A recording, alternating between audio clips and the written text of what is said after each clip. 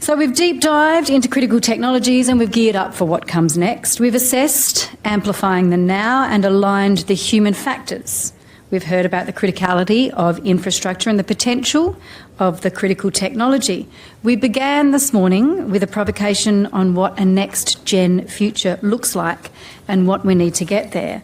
And now I invite Dr. Judy Halliday to a reply fireside to consider the connection between vision and reality, the policy and the action. So to introduce Judy to the room, if you don't know her, Dr. Judy Halliday holds a PhD in biomedical science and is a passionate advocate for inclusive innovation ecosystems. She is a non-executive director and advisory board member for leading South Australian enterprises. As Director of Innovation and Entrepreneurship at the Department for Industry, Innovation and Science in South Australia. No, sorry, where did that come from? Let's change. Who wrote that? I think it was me. I know. As Director of Innovation, do you know what? I think that was me writing it at silly o'clock. As Director of Innovation and Entrepreneurship for the Department for State Development in South Australia. She leads strategic programs to support scale-ups, startups and research commercialisation. Judy, if you would join me.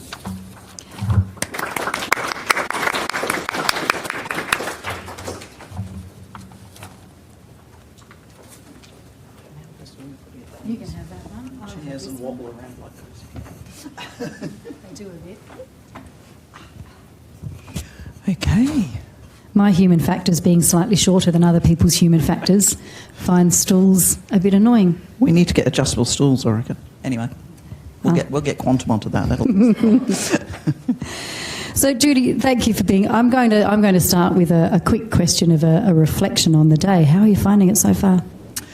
Well, I'm really enjoying it. I think it's great. I think Carl's explanation of quantum was fantastic. That's really made it approachable and interesting for just about everybody, even those who aren't, specialists in the area, I expect.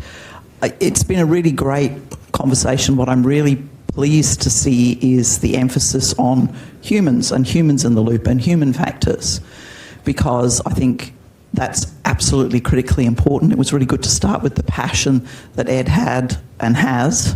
And I think all of us in the room have a passion for harnessing these tools, because that's what they are, for the best possible outcomes for everybody.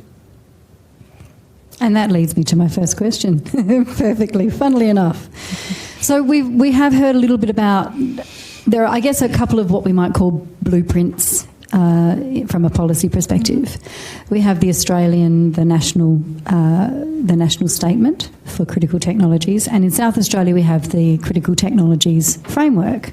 So two sort of policy documents, policy directives. Could you take us through your thoughts on how we move from that strategic framework into a tangible, scalable implementation that enables us to move across sectors? I think that's kind of been addressed by some of the conversations and the presentations that we've had today. It was really good to see a couple of the speakers talk about already existing legislative frameworks that are in place, rules and regulations that we rely on for the implementation of these technologies and the use of these technologies in our industries for really important use cases. There's a lot of energy in the system and discussion around needing to have new and different legislation in place. I think that's probably not yet clear what that needs to be. Where are the gaps in privacy legislation that we might need to consider? What are the issues around copyright, for example, that's come up in a couple of instances more recently? Do they really exist? Do we need to muck around with the system? The reality, of course, is government is great at putting together legislation, usually sometime after things have happened. But legislation and regulation is really about providing the safeguarding, the guide rails to enable businesses, individuals, organisations to move forward and test and try and implement and use tools for the best possible outcome and impact. So it's a little bit difficult to predict what we might do differently, but I think we need to think about these things very critically, and we've heard critical thinking is a really important skill that we should make sure that we don't allow our laziness in the face of all these new tools to erode our abilities in critical thinking. I'm a big fan of critical thinking, I have to say myself. Even when your slides don't line up, and when your notes go a little awry. We heard from Ed this morning about the need to support, well, bringing it in another way. We've talked about the technology, and we know that there are frameworks. We also know that there are people out there who are using the technologies to create new businesses, and your role is not only innovation, it is also entrepreneurship. So if we take that entrepreneurial angle, and Ed sort of gave a call out for procurement at a government level. Now, it may not only be that, but the question that I'd like to pose to you is what needs to change from a governmental perspective in terms of procurement, implementation, to align funding, incentives, to get this going on a wide scale. It's suitable that we've got such a beautiful broad view from this perspective. Well, I think obviously procurement is one of the big levers that government has, and particularly actually in South Australia, to invest in and be customers for innovation and innovative technologies, including those in AI, machine learning, quantum, and various other things. The challenge always is that management of risk and that balancing of competing priorities. And so how do we creatively encourage procurement of our, cutting edge, often completely untested? I mean, there is a kind of view within government that everyone else needs to have tested it to make sure it does work perfectly and does what we want it to do before we'll buy it. I think that's true broadly, but not always. There's no straightforward answer is unfortunately the question. I think the response, not the question. The reality is that there are already existing mechanisms, and the trick is for creative and smart people to find their way through the complexity of those mechanisms within government and government policies and procurement and those sorts of things to get the outcomes that they want.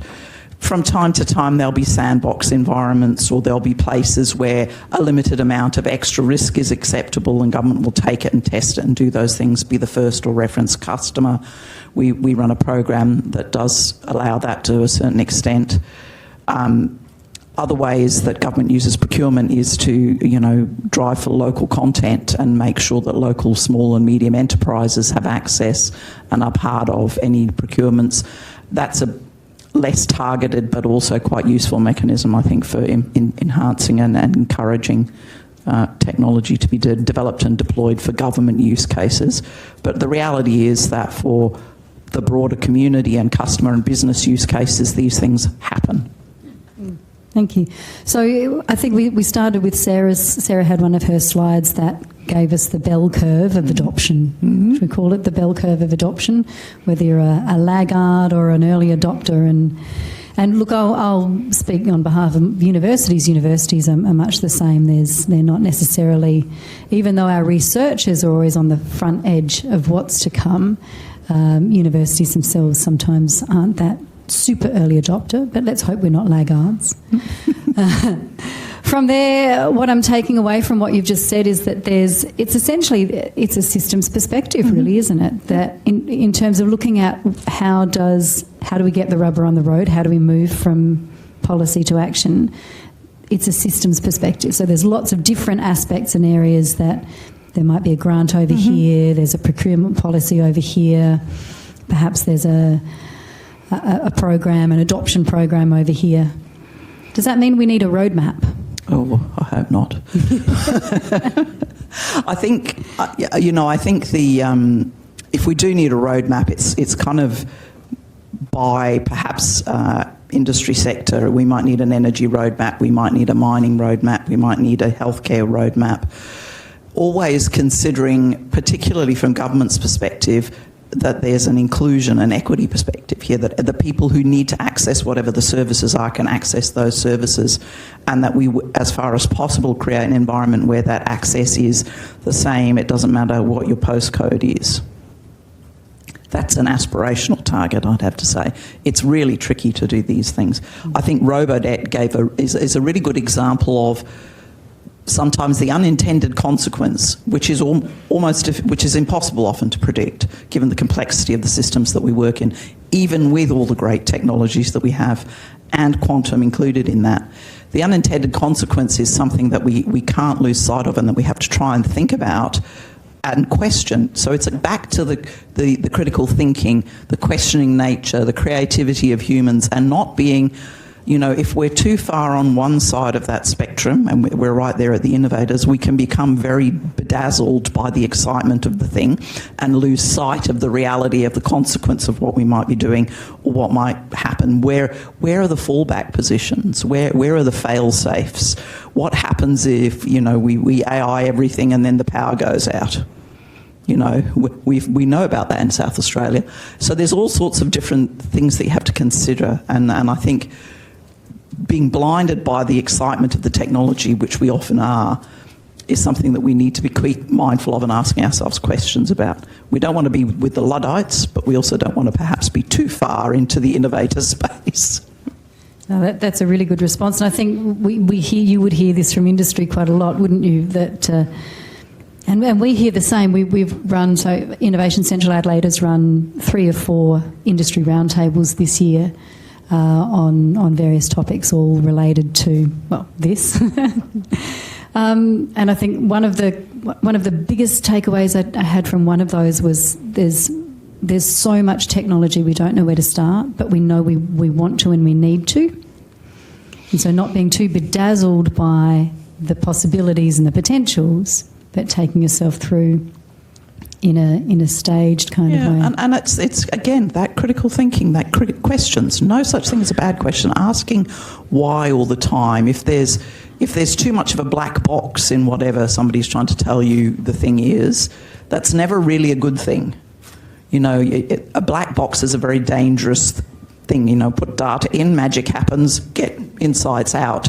Not very useful for most things, I have to say. And like every technology, we will reach the limits of its utility for various things. Those limits will be different in different use cases, perhaps. But we will reach a limit of utility for things. On the one hand, I think we had to have quantum because we're making so much data to look at.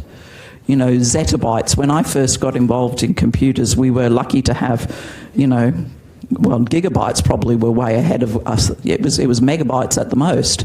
Now we're zettabytes, and we're going to go for something else after that.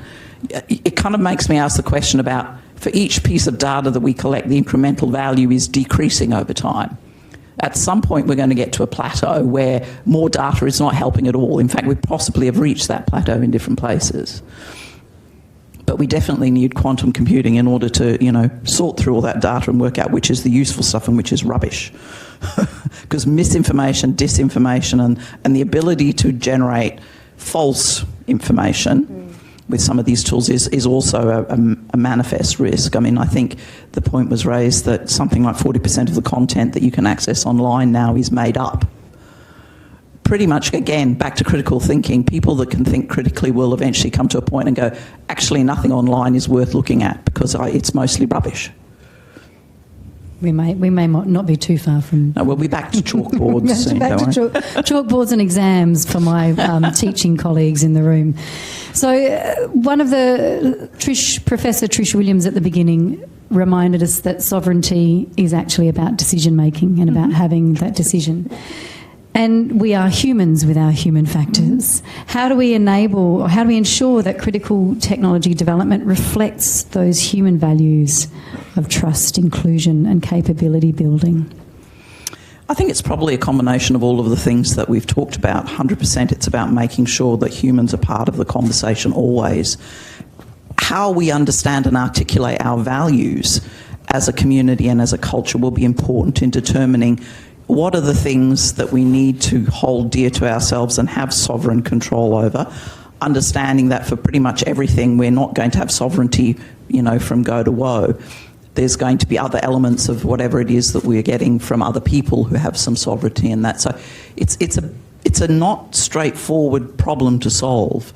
Understanding that if we don't have some elements of sovereignty, then we will always be price takers, not price makers, I think is important. having some level of sovereignty, small parts of very important things. Ed talked about the space opportunities that we have and some leadership that we have. We have leadership in quantum sensors and quantum timing.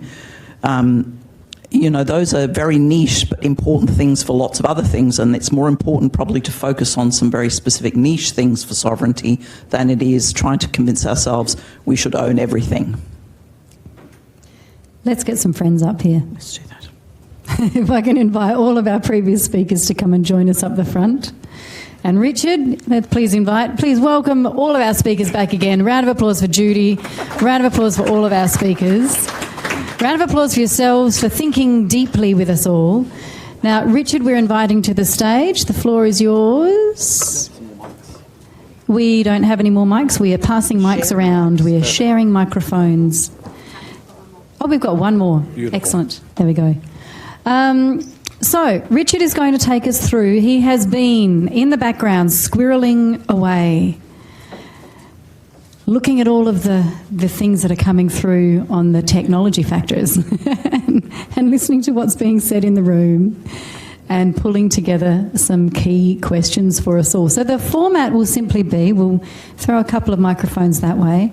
I'm going to ask Richard what the topic area is. We'll throw that across to members of the panel, and we'll get members of the panel to kind of cross-pollinate. It doesn't need to be you ask this, let's be informal, because that way we can add to each other as we need. It's a very human thing to do.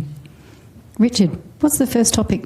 So there are 4 topics, I think, that I've taken from the questions. So thank you for everyone. There were 42 questions asked so far, so thank you for that. That's great to get so many questions. So there's really 4 areas that I sort of put the questions into, and I'll tell you what they are in preparation. Am I too close? Oh. You've got the clicker in there too. There we go. There we go. Here we are. Beautiful. So the four areas. So the first one, and in no particular order, so questions around talent and skills. That was one big area. The second one was around the impact on society. There are lots of questions around how all these things impact society. There's quite a few questions that I put under the banner of fundamental factors, so fundamental pieces of information that people were asking about. And then finally, there were quite a few around Sarah's favourite topic, around the human factors themselves. So we'll start with talent and skills and then sort of work our way through those. So under the talent and skills area, there were lots of questions, and we sort of had vision of those earlier, around how do we keep people in South Australia? How do we maintain and get an interest in younger folks staying in South Australia to do these jobs? Another question was geared around, Edward, any suggestions on changes to the curriculum at the university level that would help the types of business that you have, for example? Another question around NAPLAN results. And the question there, I think I read it in a couple of ways. One was, whilst yes, the results may be going down, but there seems to be a growing divide between people who are doing really well and those who are not doing so well, and what impact those who are doing well still will have as compared to those who may not be as focused on the STEM subjects in the future. So let's go with that around talent and skills and see what people think around that topic. Sounds good. I'm going to ask an opening question and ask about the brain drain. Talent and skills in the brain drain. Are we still draining our brains to other places? Anyone? I think quite a while ago the state government identified that there was a brain drain. It was quite clear. So the government put in a program called Force 40, and the idea was that each year they'd bring together 40 young people who are around the age of this so-called brain drain to brainstorm ways that the state can keep the talent in South Australia. A lot of things came out of that program, a lot of ideas, some plausible, some not so plausible as you might expect. But the general consensus is that there just needs to be more opportunities for the talent that these people have. The best angle I can come in is with the space sector, given that that's kind of my expertise here. back in 2015, previous before that, there was really no space sector. There was a few people working on it, but it was very small. If you wanted to work in space, if you love space, you pretty much had to go overseas to Europe or to the United States, because that's where space was. So there was a lot of work to build the space sector in Australia, and we have since seen a lot of people coming back. So a lot of people that went overseas to Europe and the US to pursue these passions and these careers that they wanted to accomplish have actually now come back because it's available here now, and because they're bringing the skills back as well. They've gone and worked for these big companies, they've learned how to, design rockets and satellites, and they've brought those skills back to continue improving things. So I guess what I'm getting at is the brain drain, to some extent, still exists. To some extent, it can never fully go away because people want to go overseas to work for these big behemoth companies. But in the long term, those people do often end up coming back. So it's kind of temporary to some extent. It's a bit of a cycle. I want to add one point on that one. It's not about drain. It's about this talent is fluid. It's dynamic. We cannot keep people from moving around. And it's part of the nature of learning is you visit other places and learn more. So we cannot stop people from doing that. But how we bring in new talents, like things like migrants, like changing visa requirements. The population in Australia probably is not enough to support all of these technological things coming in. I think probably government has a major role in revising the visa requirements for the talents to bring here, and also for enabling the universities to bring more international students as well. This talent is just around the world. So how we can, this is fluid, how we can get more of them to the technology that we need here. We cannot stop people. I mean, it's not drain, it's fluid. Yeah, if we can, so it's not just brain drain, we're talking about brain gain. And as long as the brain gain is higher than the brain drain, then I think we're doing well. But what do you need for that? I think two things. One is a much more diverse economy. The diversity of our economy is now on the same level as Botswana. And Botswana has a problem. Botswana is just doing diamonds, and that's sort of it. And they have a problem because diamonds you cannot just make in a lab for much lower prices. If we want to keep talent, outside talent in mining, we need to diversify our economy. That's one thing. I think there is some consensus and agreement in Australia that we need to do that. Actually, let's do that. That's one thing. The second thing is we need to really work on having a strong pact of industry and universities in co-developing education programs so that the talent that we have, we actually develop as such that they then also, there is a clear pathway into really, really cool jobs here in Australia. That's also one thing the National Industry Innovation Network is about. It's not just research, it's actually this very tight bond of research, education and innovation that we try to bring to Australia. I just wanted to add as well that there's obviously broader things at play that mean we don't actually have to do too much and we can get net gain. So geopolitical activity, quality of life, cost of living, the stage of your life that you're at if you want to start a family. You know, Adelaide and South Australia is pretty compelling on a number of those fronts. So I think it is very much about the human need at a point in time, and that mobile talent is really important. I just wanted to make a comment because I'm probably an example of someone who decided to move overseas. I was overseas for 20-odd years before I decided to come back. But why did I decide to go overseas? It was a couple of reasons. First and foremost, it was the collection of brilliant minds that was kind of co-located in Silicon Valley. We had nothing like that here in Australia. The opportunity to work with a lot of really smart people and learn from them was something that I saw a lot of value in. Secondly, I think, obviously with Silicon Valley, it's the centre of and the hub of technology.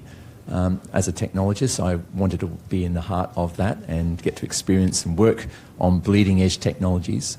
That was a second thing. And the third thing was I just wanted to explore the outside of Australia. I wanted the opportunity to see the big wide world, and that job gave me a global role where I got to travel around. So there was also a human factor to it as well. It wasn't just about career, but it was also about opportunity to see the big wide world. So I think if we look at how we maintain talent, it's about having a good collection of smart minds that people want to stay and work with. And it's also that diversity in terms of the kind of work that you can actually do, building up that as well. We're starting to get those centres of excellence here in Australia. And so hopefully we can continue to build on that. That might also encourage people to stay. Yeah, I think I absolutely agree with all of those perspectives, and I think it's less about a brain drain and about a need to create the opportunity attractant. And part of that opportunity attractant is diversifying our economy and making us make, or enabling us to make more interesting things and do more interesting things that are attractive for people. I mean, I can only speak in any detail about the South Australian environment, but we've gone from having almost no kind of technologically driven, research driven, smart, early stage young companies to having probably more than 20 or 30 or 50 of them who employ hundreds of people that are really smart, who are doing incredible things. You know, Fleet Space is an example. Other companies like Red Arc have really moved into technological advancement and are big companies. The challenge with this is it takes a long time. You know, to diversify our economy and build these new industries takes 10, 20 years. Overnight success takes about 10 to 20 years. I'm hearing something about what's coming out of what you're saying is systems, networks and flow. So systems that enable all of this to happen, networks that bring people into and out of and flow them across different areas, but also growing what we need here as well. What's our next topic? The next topic is the impact of critical technologies on society. So it's pretty broad, but there are probably two different areas here. One we touched on just before one of the breaks, which is around the inequality of access, or ensuring equality of access to what critical technologies will allow us to do. The other is around generational differences. There were some questions around how to ensure that generational differences are accounted for and delivered upon. And then there was a real change around the impact on society. One person asked a question or made a comment around will critical technologies lead to a much more surveillance-oriented society by its very nature? And is that something that we want? And then one that sort of came back from Frank's session, which is around the impact on the whims of foreign tech bros and how that can impact us from a perspective there. And then one final one here. The boards of companies these days, do they have enough technologists on the boards to actually make decisions around the right usage of technology within businesses today? Or are they still, how was it put, are they still heavily geared towards legal and accounting professionals? Wow. Can we stay for the afternoon, everyone? Is that okay? No one's got anywhere to be, right? There's a lot to unpack there.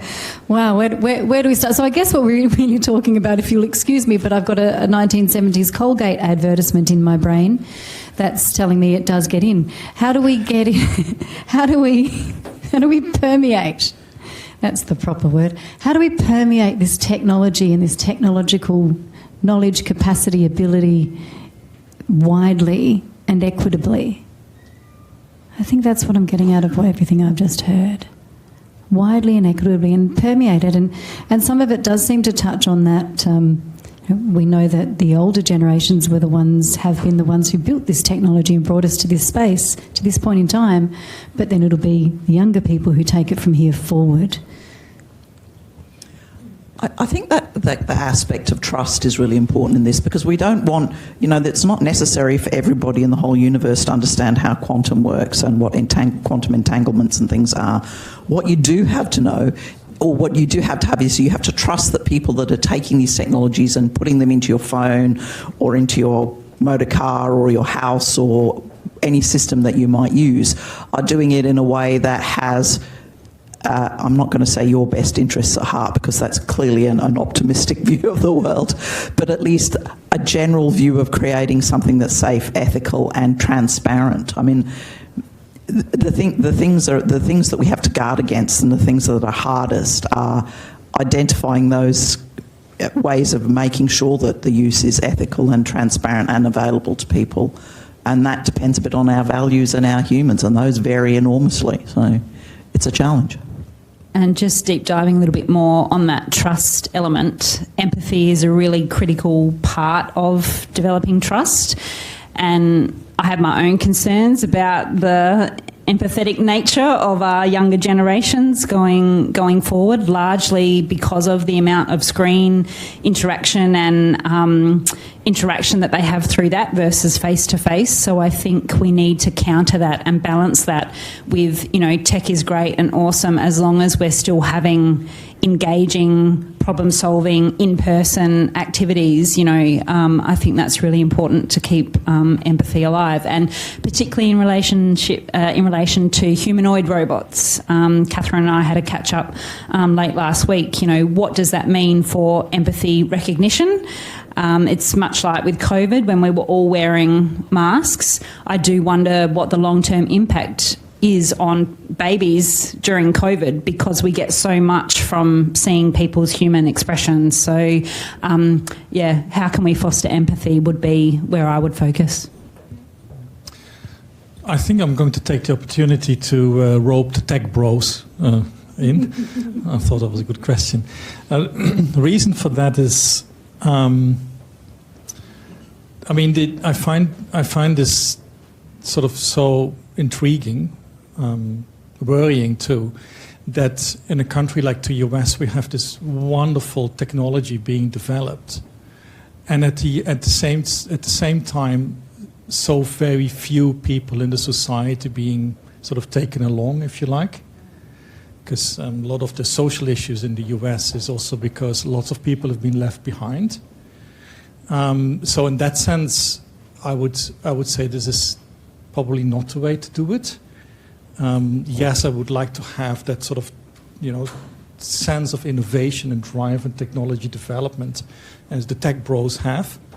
And at the same time, I think here in Australia we should somehow, and I don't know how to do it, but somehow put mechanisms in place. And in economy, there is a field called mechanism design. So we need to somehow put mechanisms in place so that the whole society can benefit from that technological advance. Yeah. One other point I want to add. I think it's working. It's about having inclusive technology, especially with AI. I'm wondering what Australia is doing in terms of having, let's say, AI available for everyone. I don't see that much of things happening in Australia. I can give you one example, for example, from India, who are developing their own kind of national AI type thing, which are going to give access to people to somehow almost free AI usage. Not free, but 1/3 of what they have to pay, for example, for ChatGPT or others to use their tokens or other stuff. But it's kind of like making it available for their nation to use it. Are we doing the same thing in Australia? We are not doing it. We have this diverse range of, let's say, backgrounds in the country. We have this beautiful accents across different states. We have coming from different backgrounds, like myself, from China, from India, from everywhere. We have this, like our nations here, like the Aboriginal people, are we doing anything in terms of having some AI to include all of those people and giving access to everyone to fairly use it, especially with the remote people? Do they have the same level of access to AI as I have here? I have to pay, for example, let's say $20-25 for my, let's say, ChatGPT premium to do some of my work as I need for my work. But can they do the same? It's not. It's something that I think we have to think thoroughly on how we make some of these technologies and tools, especially like things like AI, more inclusive for everyone. Anyone else? I was just going to say, I don't know that this is a new problem, because I kind of think back to through my career, been around for a long, long time. I can remember when the rise of the internet, and if you think about the number of people who are connected, there's kind of statistics that say still half of the world's population still don't have access to the internet. So it's a problem that's been around for some time. It's a problem that I don't know that anyone's quite figured out the right answer. Everyone knows what needs to be done, but there's still challenges around making that equitable access for everyone. But I do know, I mean, obviously from a tech standpoint, there's free versions of ChatGPT, Gemini, so you could argue that they are making it available, but then you need the platform and you need the connectivity to be able to actually consume and use that. And so there's other factors that will have to be solved beyond just making available a free version of AI. If you don't have a mobile phone, don't have a laptop, don't have a tablet, you don't have internet connectivity, then you're kind of stuck. So those basics also need to be solved before we get to the point of being able to make this equitable. And before you know, you're not the user but the product. Well, you could argue that we've been a product for a long time. I'm going to ask Edward to round out that particular topic before we move on. To pick up the other side of it, which was really about the level of expertise and knowledge that we have in our boards. In terms of, yes, you're at the not at the very beginning of your career, but you're certainly earlier in your career than I am in mine. But no doubt you're So politely. Oh, doesn't he? I know. He's like, okay, mum. Just, oh my God, such a mum. You're obviously working with advisory boards, your own board, other people's boards. You're in that space. You're working with other businesses. You're collaborating with other businesses. That's the world that you move in. From your perspective and with your eyes, what are you seeing in terms of the level of expertise and knowledge that sits at the advisory and board level space in industry at the moment? I think from my perspective, it's only determined by the people that we can find. So I can't speak for larger companies that have more established boards that have been running for a very long time and are used to doing things the same way. In my case, we only have an advisory board. I'm the sole director of the company. So it comes down to just the type of advisors that I'm able to find and access.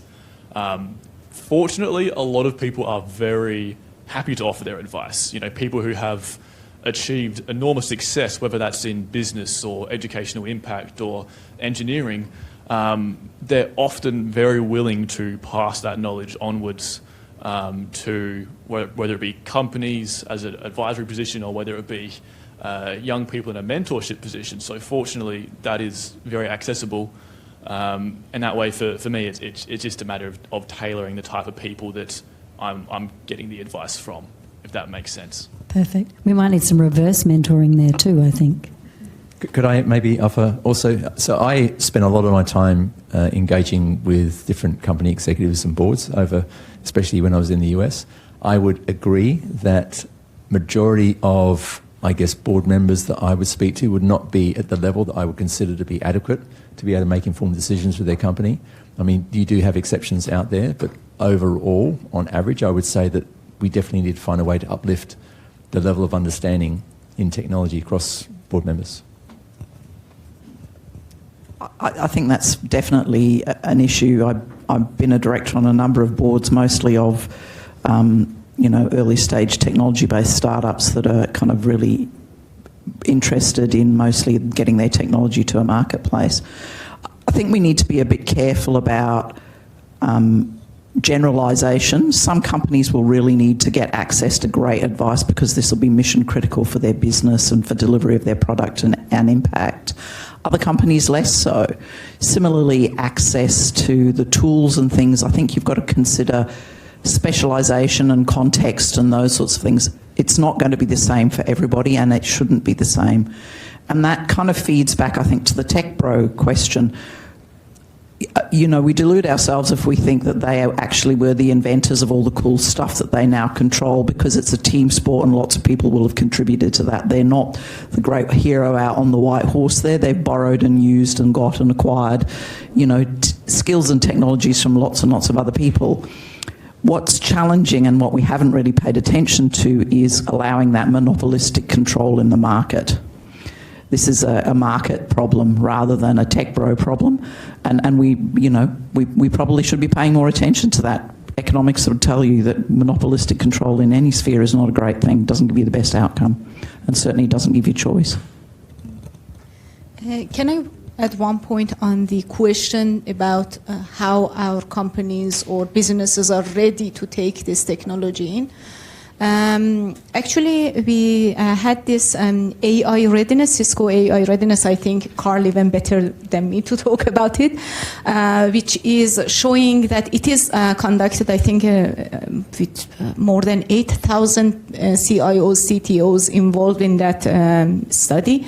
And I recommend you to have a look into that one. This is the third year it has been done. And it's on 6 main pillars of AI readiness, including strategy, data, talent, culture, infrastructure, and one more, governance here. So it is showing, this analysis showing that about like 13% of organizations are like in a very better place to start. To start and go into this journey. We call them as pace setters, and then we have chasers, followers, and the laggards. You can have a look into that study, but this is a worldwide study.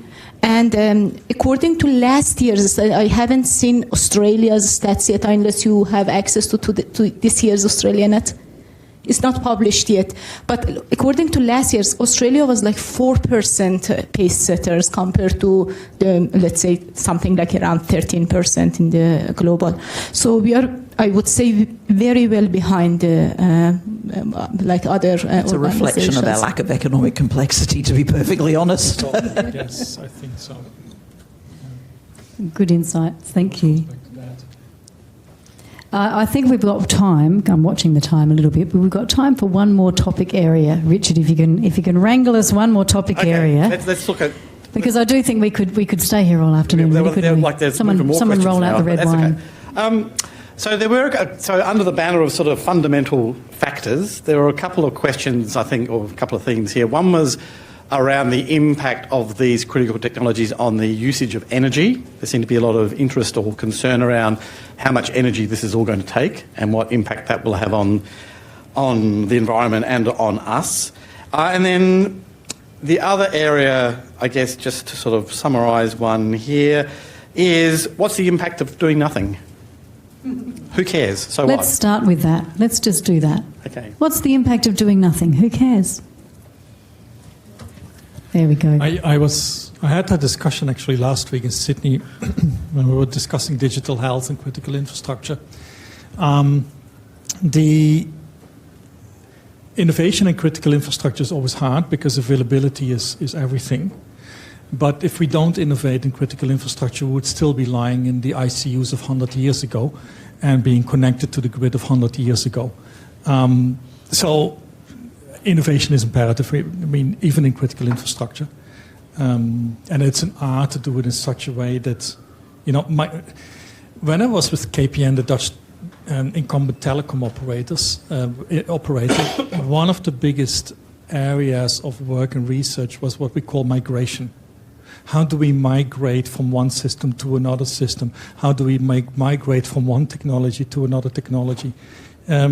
I feel that in the past 20 years, somehow that knowledge has been sort of dissipating. And often when we have the outages like the 000 outage we had a couple of times now, is often because something went wrong in migration. So yeah, I definitely want to plea for a reevaluation of migration knowledge theory and practice. Others go. I was just, that pretty much summed up what I was going to say, but in general, if we don't, adopt these technologies and improve things, then life would just be really, really boring. We'd be going backwards, not forwards, and there'd be nothing exciting about that. Looking more broadly as a state or as a country, we would be falling greatly behind the rest of the world. So, as a state and a country, if we want to prove ourselves on the global stage, then we have to be investing in these things at a very fast rate. I was just going to say that the human mind is by nature very inquisitive. People will look at things and say, hey, there's something that I can do better.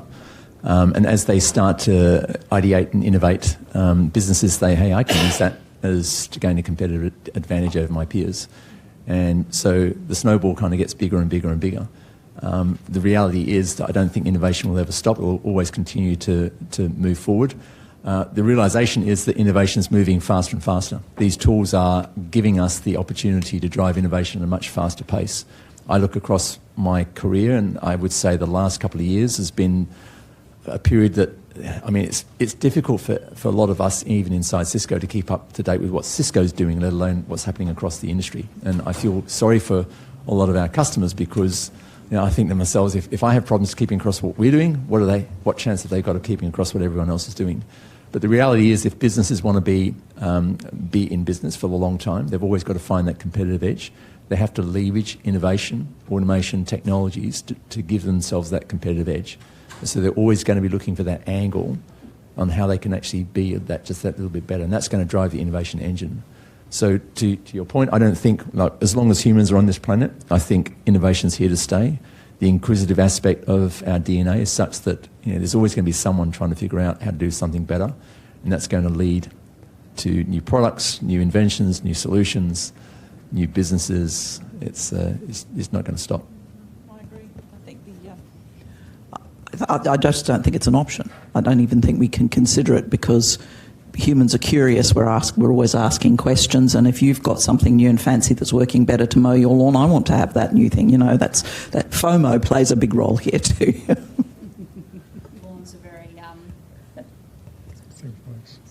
Lawns a very Aussie example of being competitive. No, just something that Carl said made me think of, you know, culture and organisational culture, and 3M has, you know, a 15% culture where, you know, 15% of their staff time is dedicated to thinking about non-business as usual problems. So it's having the time and the space to think big, to be strategic, to collaborate, to ideate and test with colleagues. I would love to have some of that 15% culture where I am, and take a breath and make sure that you're getting, you know, biggest bang for buck going forward. I think we can count today as your 15%, or at least part of your 15%. I think we'll call a close on those really salient words. Please join me. I'm going to ask Richard if you would be my lovely assistant for a moment and give a gift out to all of our panellists. But please join me in thanking them for being with us today and for such a wealth of knowledge. Thank you.